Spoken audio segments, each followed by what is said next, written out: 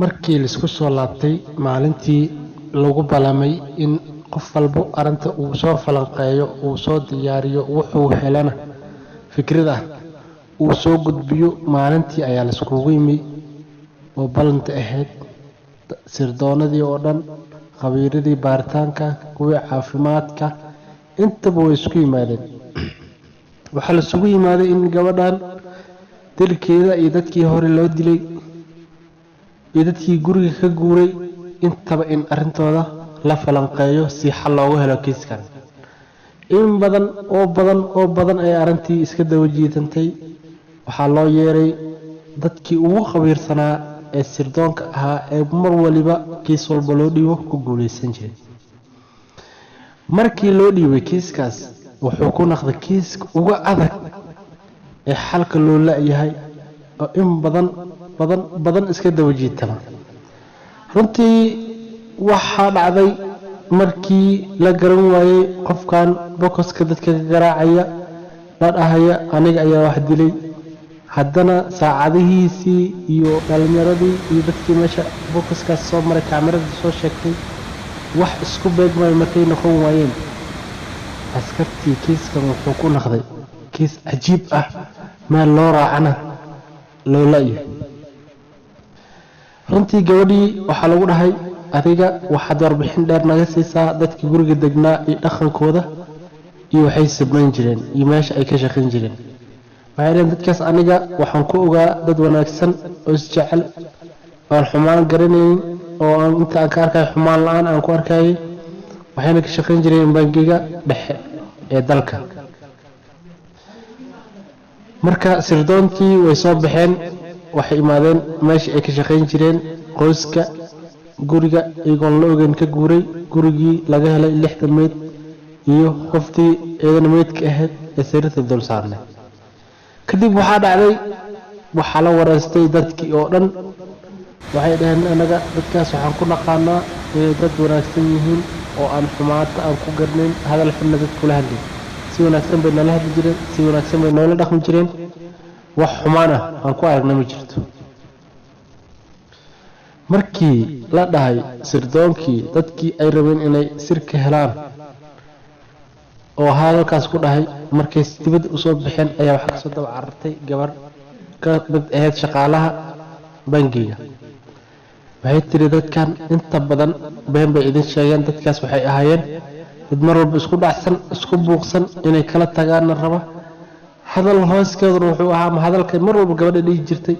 nin dabeecadiisii dhaqankiisaan u xun yahay oo ficladan aan arkay sameynay anigana beriti ima deynay hadalkaas ayaa wuxuu ku noqday hadal cajiib ah cadeena ka noqon kara kiiskan in uu familkaas ku fooran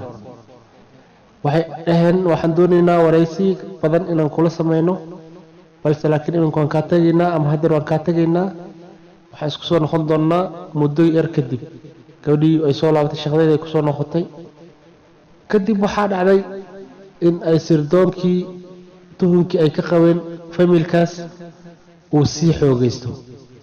laakiin wax cad lama hayo waa tuhun inkastoo hadalladaas waxyaabo fara badan laga baxsan karo haddana tuhunkii ayaa kusii batay waxayna ku fikireen qoyskan wax walba ay noqoto in qoyskan gacanta lagu soo dhigo laakiin waxaa nasiib daro ah qoyskan meel laguma sheego meel ay degiin lama oga lambar lagama hayo adrees lagama hayo sidee lagu soo saari doonaa marka waxaad ogaanaysaa ama isqari ama isqarna mar haddaad uqubo samaysto ama xaq cusub in maalin un lagu soo qaban doono laakiin qoyskan waxay iska dhaadhiciyeen in aan dib dambe loo qaban doonin dib dambe loo arki doonin ay ka guuleystaan dowladda ay ka guuleystaan xaqa marka maalin maalmaha ka mid ah waxaa dhacday in dadka oo shaqaalaha ahaa gabadhii dhahaysay dadkan mar walba isku dhacsanaayeen buuqooda ayaa badanayay marka waxaa lagu sheegay in cilado badan ay lahaayeen dadkaas ugu dambeyn sirbaarihii ama sirbaarayaashii waxay sameeyeen sawiradii ay ka hayeen ayay gobolada Mareykanka oo dhan u qaybiyeen ciddii soo sheegtana waxaa loo ballan qaaday lacag ay ku farxi doonto si kastaba hay noqoto nin walba jaaniskiisa inuu ka faa'iidaysto ayaa dadka Mareykanka lagu amray laakiin dadka ay raadinayaan ma Mareykanka ay ku sugan yihiin ma meel kale ay ku sugan yihiin cid taqaano ma jirto marka shakiga ugu weyn waxaa geliyay dadkaas inay Mareykanka ku sugan yihiin markii gabadha laga soo garaacay ama laga soo wacay bokoska ku dhow sirdoonka laakiin bokoskaas ma ninka asiga dambigiilaha ka soo garaacay minuu soo adeegsadaa ka soo garaacay min uu maxaa dadka shacabka ka mid ah oo dadka inay ku ciyaareen jecel ma ka soo garaacay meel loo raac arintii waa la garan waayay runtii kiis soo mara waa kiiska ugu adkaa ee sirdoonka Mareykanka soo mara wuxuu ku noqday meel ay ka saaran ama meel ay u bixiyaan ay waayeen kiiskaas in muddo sanooyin ilaa iyo 3 sano 4 sano markii kiiskii laga daba wareegayo markaan waxaa nasiib daro noqotay in ay jawaan sirdoonada oo daliil ama wada ay u maraan inay waayaan laakiin nasiib wanaag waxaa dhacday in gobolada gobol ka mid ah laga soo waco sirdoonka marka ay qabteen telefoonkan waxaa lagu dhahay sawirka aad meel walba ku dhajiseen nin aan kaga shakisanay inuu alsiga yahay ayaan halkan ugu jeedaa ayaan arkaa maalin walba jaarna aan adresna aan nahay marka waxaan rabaa si degdeg ah inay ku soo gaartaan adii asiga yahay inaad qabataan haddii asiga ahayna dambi la'aantiis inuu sii ahaado oo shacabka soo Mareykanka sharafta uu ka mid noqdo marka waxaa dhacday si degdeg ah ay ku waceen laanta gobolka laga sheegay ninka inuu ninkii la raadinayo uu yahay askartiisii ay diida ka howlgalaysa ay waceen iyo booliska ninkii gurigiisa asiga way u haynin ayaa lagu dhacay waa lagu soo qabtay waxaa la geeyay xabsiga waxaa la dhahay waxaan rabnaa in wareysi kula sameeyno waxaan rabnaa in DNA aan qaadno dhigaaga waxaan rabnaa farahaaga inaan qaadno si adiga aad u noqoto dambiile ama aad u noqoto dambilaabe wuxuu dhahay aniga arintan aad sheegaysaan ma fahansani waxaad ka wadaan maxaa dambiyoon galay waxa lagu haystaa waxaan ahayn shaqaysto waxaan ahayn shacab laakiin si ay diida way u cuntimo weysay ninka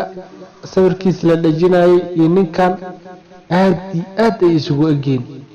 hadda adiga aragtid ama adiga indhahaaga adiga aad ku qabatidna waxaad leedahay labada qof waa hal ninkaana been buu sheegaya inkastoo ay jiraan martaamo aad isugu eg aan la kala garan karin marka askartii iyo ninkii la soo qabtay maxaa kala qabsan doona maxaa dhaxmari doona maxaa lagu wada hadli doonaa ninkan ma noqon doonaa ninkii la raadinayay mise wuxuu noqon doonaa nin u eg qaybta xigta ayaan كسي وذي دورنا والسلام عليكم ورحمة الله وبركاته كل عام وأنتم بخير ما شاء الله رمضان كي خير كي سونوصر أمادي إنكستوني والبؤور إلهي كرجينا يو إلهي دفتسلا صرنا حتى نوحنقلنا بشي صافر وحن إذنكو همبليين يا أمد الصوماليات والبجوغان عيدينا إسلامك الشرفت له إلهي نو شرفي waxaan rajaynaynaa si sharaf leh farxad leh ku soo dhaweeyno wasalaamu calaykum waraxmatullahi